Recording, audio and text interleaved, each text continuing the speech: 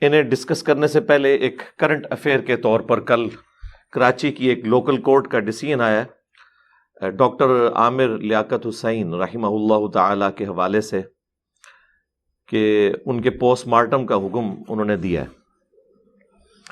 میری تو پہلے سے یہ خواہش تھی اور ڈیمانڈ تھی کہ پوسٹ مارٹم تو ہونا چاہیے، ایک اتنی بڑی پرسنالٹی، باقی جو علمی اختلاف ہے یا کوئی اور ایشو کسی کا ہو سکتا ہے وہ اپنی جگہ، لیکن ظاہر ہے ایک سیلیبریٹی تو تھے وہ، اس طریقے سے ان کا اچانک دنیا سے جانا اس حال میں کہ ان کے جسم کے ایکس ریز بھی سوشل میڈیا کے اوپر آئے ہوئے ہیں، یہ والی بون ان کی ٹوٹی ہوئی ہے، ابھی تک کسی نے انکار نہیں کیا، کالر بون یا شولڈر بون، اور ہاتھ بھی غالباً اس کی ہڈیاں بھی ٹوٹی ہوئی تھی۔ پھر ان کے ملازم کا بیان بھی آیا کہ جی ان کے کمرے سے چیخوں کی آوازیں آ رہی تھیں۔ اب یہ نہیں پتا کہ وہ رونے کی وجہ سے خود چیخ رہے تھے یا انہیں کوئی مار رہا تھا اس کی وجہ سے وہ کسی کو مدد کے لیے پکار رہے تھے۔ بہرحال یہ ساری باتوں کے باوجود ان کو بغیر پوسٹ مارٹم کے دفنانا یہ بہت بڑا ایک سوشل جرم بھی تھا اس حوالے سے، اور اس کے پیچھے زیادہ تر ان کے ورثاء کا ہی قصور ہے، یہ قصور ہی کہوں گا میں۔ رات کو میری کافی تفصیلی بات ہوئی تھی جے ڈی سی کے جو ظفر عباس بھائی ہیں، وہ ان دنوں میڈیا میں کافی ان رہے ہیں اور کافی زیادہ انہوں نے پازیٹیولی معاملات کو چلایا تھا۔ تو میں نے ان سے یہی پوچھا، کیونکہ میں نے یہ ریکارڈنگ کا ارادہ بنا لیا تھا کہ میں صبح تھوڑا بہت اس پہ بولوں گا، کہ کیا وجہ ہے کہ ان کا پوسٹ مارٹم اس وقت نہیں ہوا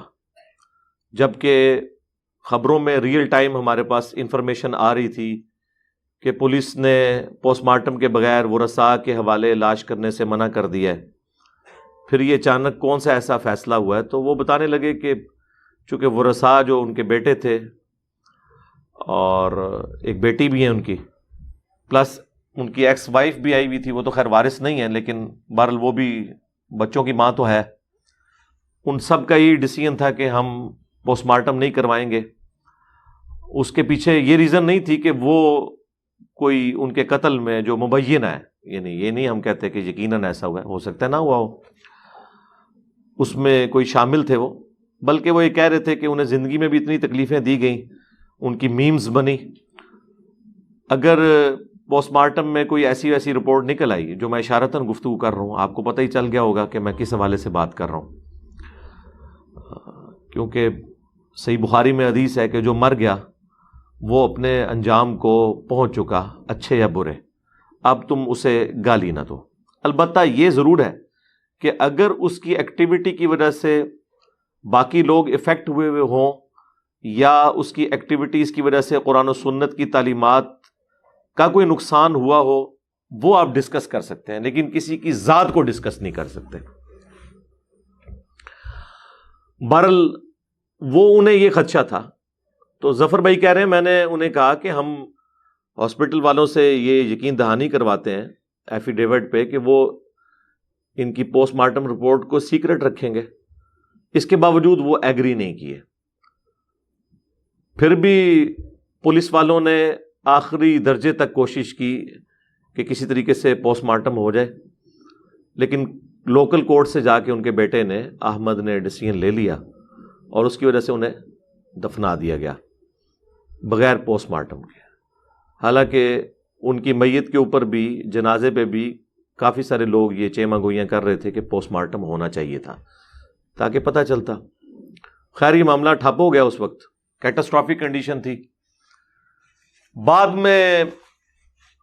کسی شہری نے پٹیشن فائل کی، وہ ظاہر ہے کہ اس طرح کے جو نامعلوم قسم کے شہری ہوتے ہیں وہ ایجنسیز کی طرف سے ہی ہوتے ہیں عموماً، کہ جی عوام الناس میں خوف و ہراس پھیلا ہوا ہے اس واقعے کی وجہ سے، باقی لوگ بھی اپنی جانیں غیر محفوظ سمجھ رہے ہیں کراچی میں، تو اس کے پوسٹ مارٹم کا آرڈر کورٹ دے۔ تو کل 18 جون 2022 کو کورٹ نے ڈیسیژن کیا، وہ آپ کو پتہ ہے جنگل کی آگ کی طرح وہ خبر پھیلی ہے اور تمام میڈیاز کے اوپر، وہ چند گھنٹوں میں ان چینلز کے بھی ویوز جو ہیں وہ لاکھوں کراس کر گئے ہیں جو چند سینکڑوں تک ہوتے تھے۔ ظاہر وہ خبر ہی بہت بڑی تھی کہ ڈاکٹر عامر لیاقت کی قبر کشائی کا حکم دے دیا گیا، پوسٹ مارٹم کا حکم دے دیا گیا۔ اس کے لیے اب وہ ایک ڈاکٹرز کا جو پینل ہے وہ بھی ترتیب دے دیا گیا ہے. میرا خیال ہے 1-2 دن کے اندر یہ سارا معاملہ ہو جائے گا. تو میں نے ظفر باز بھائی کو JDC والے اس لیے فون کیا تھا کہ ہو سکتا ہے ان کے ورثاء میں سے کوئی بڑی کورٹ میں جا کے اس ڈیسیژن کو ریورس کروانے کی کوشش نہ کرے. تو وہ کہہ رہے تھے کہ وہ ڈیسیژن اس طریقے سے ریورس نہیں ہوگا. اگر کوئی گیا بھی نا تو ان کے باقی رشتہ دار کھڑے ہو جائیں گے کہ ہمیں تو خدشہ ہے کہ اسے مارا گیا ہے. تو ظاہر ہے کورٹ نے ڈیسیژن اسی حق میں کرنا ہے کہ پوسٹ مارٹم ہو. اگر ان کا اپنا بیٹا اور بیٹی بھی یہ کہتے ہیں نا کہ پوسٹ مارٹم نہیں ہونا چاہیے تو ان کا کوئی بھتیجا کھڑا ہو جائے گا. ان کے بھانجے بھتیجے تو ان کی اپنی عمر کے ہیں, سینئر ہیں, کہ جی ہمارے قریبی رشتہ دار کو قتل کیا گیا ہے, پوسٹ مارٹم ہو. تو کورٹ نے تو ڈیسیژن دینا ہے اس بنیاد پہ کہ جس میں کورٹ اپنی بھی جان چھڑائے پلس جو پبلک ویلفیئر والی بات ہو. تو یہی ہے کہ پوسٹ مارٹم تو ہونا چاہیے, ایک ہائی پروفائل کیس ہے, اس لیے وہ یہی ڈیسیژن کریں گے. تو ان کا موقف یہ تھا کہ وہ شاید بڑی کورٹ میں نہیں جائیں گے اور یہ اسی طریقے سے ڈیسیژن ایگزیکیوٹ ہوگا. اب چونکہ ایک پوسٹ مارٹم کا ایشو ہے اور مرنے کے بعد قبر کشائی کرنے کے بعد اتنے دن گزر جانے کے بعد قبر سے ایک بندے کو نکالنا اور پھر اس کی لاش کے کچھ حصے لینا پوسٹ مارٹم کے لیے, تو ظاہر ایک تکلیف دہ چیز ہے. اور وہ پبلکلی نہیں ہوتا, وہ چند ایک لوگ جاتے ہیں, باقی پولیس کا حصار ہوتا ہے, کوئی اور قریب نہیں آ سکتا کہ کوئی آ کے ویڈیو بنا لے.